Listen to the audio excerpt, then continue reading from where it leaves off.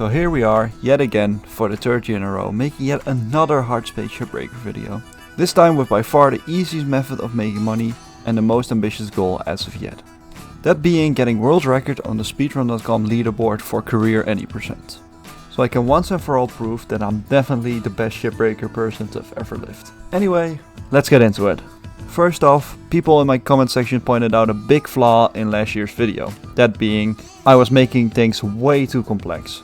Apparently you can cut the glass on the front and just pull the ship down. There are onions in that paint.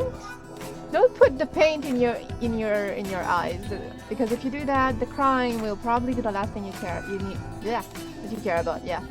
Words are hard, even when I'm doing something so repetitive and so simple.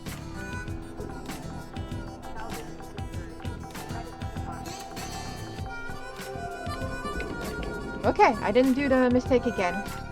If done quickly, this saves a lot of time and makes it quite a bit less sucky to do. But with more interesting exploits comes a more interesting and ambitious goal. Getting the world record for the main story for Hardspace. This run is 2 hours long and will no doubt cost me a lot of time and suffering. DD's gonna run things while corporate figures out a replacement. Might not be as tough. Please, help. I need help. This speedrun consists of 1. Sign your contract. 2. Barge pull extra laps while grabbing the ship parts within. 3. Skip intercom messages or listen to them. Some aren't skippable unfortunately. 4. Rank up to rank 19. 5. Salvage the industrial action ship very quickly. And 6. Get world record. Okay, this is quite an oversimplification, but to be honest this is pretty much it. The hardest part of this run is making sure you remember every skippable or unskippable intercom message. And also to remember when you need to start day cycling. Ooh. And very importantly, make sure you keep track of the parts you need. This messed up my world record run a little bit as well. Okay, so you might be asking, what is barge pulling, what the hell is day cycling, and why or how do you skip certain dialogue? Barge pulling. This refers to the thing I also did last year. But there's a twist. I discovered one of, trust me, many ways to do this. But I'll explain the 3 I'll be using for this speedrun. Let's start off with some basics. Ships over 50,000 kgs can't be moved no matter what. You can crash a planet into it, it won't move. So that's why we're using extra laps mainly in this run, because they are all under the 50k kg hard limit, which is perfect for this run. One little detail is, you'll see me using heavy cargo at the start. Basically, mackerel ships of a hazard rating of 5 or less will most likely still work with this method, as they are still below the 50k norm. Moving on to the actual exploit or glitch, whatever you want to call it. So, if the ship in question has a bumper like this, then you're in luck. You can do the quickest barge pull. Laser the glass and with your grapple pull the ship down onto the barge. This can also be done with tethers. And boom, very quick, easy money. The second method is when the ship doesn't have a bumper. You fly to the back, it may or may not have an engine, be sure not to hit it though, and cut the 4 points like so. Then pull onto the engine and pull it all the way onto the barge, and yes, tethers work as well. There's one alternative to this strategy, that's when it doesn't have an engine but you can cut the points like you would if it still had an engine and pull on the thing remaining. Method 3 works best on decompressed ships, due to rapid decompression. You make a cut like so and then turn with Q and E so the headrest of the chair sticks out. You then pull the chair and the ship with it onto the barge. Again, tethers work as well. Big thank you to Toasty in the speedrun.com Discord for telling me about this. So, that's barge pulling covered, great. Now on to day cycling, which for my actual world record wasn't needed because I got ships under the 50k kg hard limit. Basically, day cycling is starting a shift on your old already salvaged ship and then immediately going back inside. Why do this? Well, only extra laps and ship below 50k kgs are really worth it. So if none show up in your catalog, you cycle until you get one. Most mackerels are over the 50k kg hard limit, so do keep an eye out. And finally, skipping intercom dialogue. This can only be done if it's skippable, meaning it has little to no relevance to the overall story. If the dialogue is skippable, you save and quit and come back and wake up like nothing ever happened. Saves a lot of minutes from pointless calls. Trust me, they're really long. So this can be an opera center, but you probably know this doesn't take care of us. Up until maybe 100 years ago, workers like us were sometimes more for unions, they were totally self-conscious. They argued better wages, they could work decent hours, that kind of thing. Women was actually hard to get rid of us, but some of us are trying to bring it back.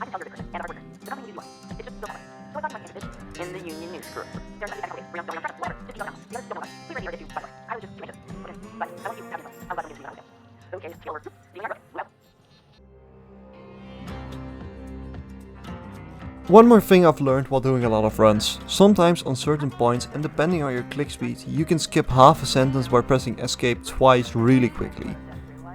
It's weird and only works in my experience halfway into the sentence. Doing this too much will lose you time though. So that's why I didn't end up using it in the final run. Another small detail is me for some reason being able to skip 3 parts of the contract signing. I honestly don't know how I did this. I just spammed space and escape and I suddenly skipped half the fucking contract. Like, I don't know what the hell happened, but it just works, I guess. Now, with that being explained, let me walk you through the run. The run starts off from a clean save on normal, limited or 1 life difficulty. From here on out you sign your contract like so, don't forget to skip training, otherwise you'll lose a minute, then do 2 shifts of salvaging heavy cargo ships, whereafter you move on to exolabs. After your 3rd or 4th exolab you will get a call, which is to my knowledge unskippable, as is the one that follows. Watch the cutscene and salvage some more exolabs.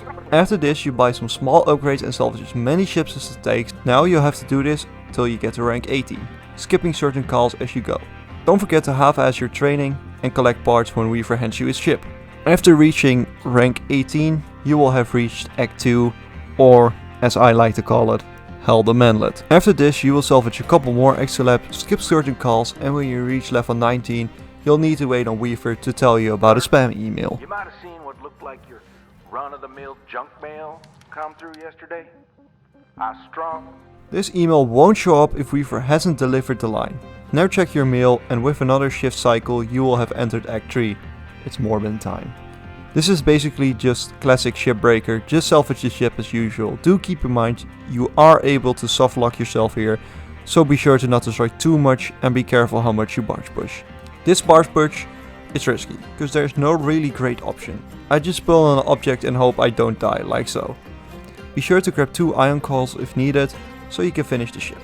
Now with that done, you can sit back and wait for Weaver to finish his very quick speech.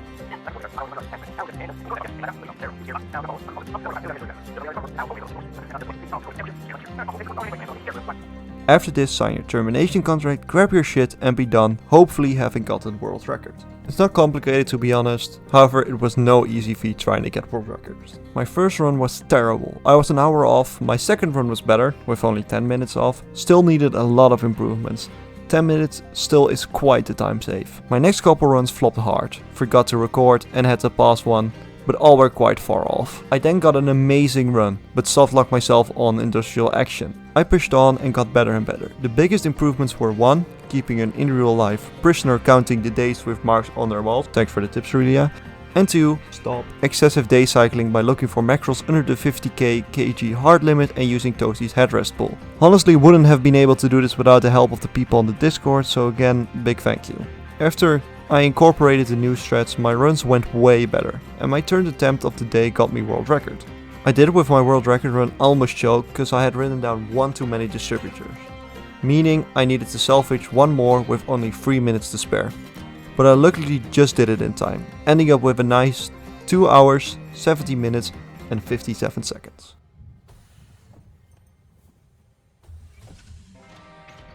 Beating world record by about 2 minutes. This isn't that much, and from what I could infer from my splits, all my best times summed up would give me a time of 2 hours, 7 minutes and 34 seconds, which is a 10-minute time save. So my run is far from perfect. I lost a lot of time on industrial action, but in the end that didn't end up mattering all that much. Honestly, I really enjoyed this speedrun. It might be one of my favorites. It's not hard to get into, very enjoyable and really satisfying. So I strongly encourage, if you're still watching at this point, to try and beat me. Maybe I'll revisit this someday. But for now, I'ma finally flex my title of officially being the undisputed best shipbreaker there is. If you got a problem with me saying that, beat me. I dare you. Go on. I'll wait. Anyways, thanks for watching and have a great whatever you're having. Bye!